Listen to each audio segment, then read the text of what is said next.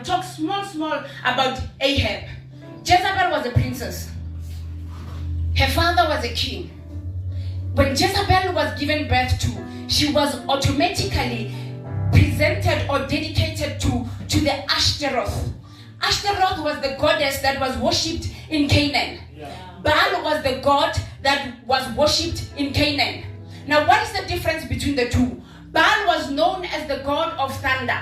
He was known as the god who brought fertility. He was known as the god who will bring, when the crops, who will bring increase in the crops. So he was worshipped in that way. So when Elijah came in the scene and said, as the Lord God of Israel lives before whom I stand, there shall be no dew nor rain until at my word. That was a direct attack unto the Baal. The Baal who was praised, the Baal who was honored, the Baal who was worshipped as somebody who brings rain. So when Elijah closed the heavens that it doesn't rain, it was a direct challenge to Baal.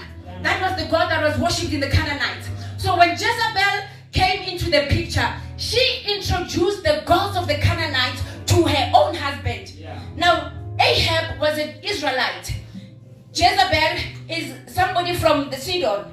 Now they get married, and then she, with her power and influence, she introduces her own gods. And then Ahab, for some reason, he forsakes worshipping the true God, and he begins to worship the Baal and the Ashtaroth. Now that turned the entire nation of Israel from worshipping the true living God, and they began to worship the Baal. Now Elijah comes into the scene to rectify that error, to say the God that needs to be worshipped in Israel is Yahweh. But here is the problem. The wife has power. The wife has influence. The wife Jezebel is possessed with the spirit of Ashtaroth. She was dedicated as a baby. That's why she was so wicked. That's why she was so evil. Now she turned the nation of Israel into worshipping the false gods.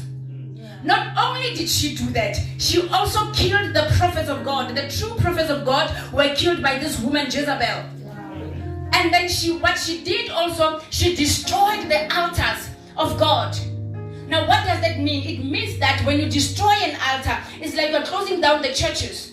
And then she erected the altars of Baal, meaning that Israel could no longer worship God because it was on the altar where they worship God. So when she destroyed the altars of Jehovah God and erected the altars of Baal, it means the entire nation of Israel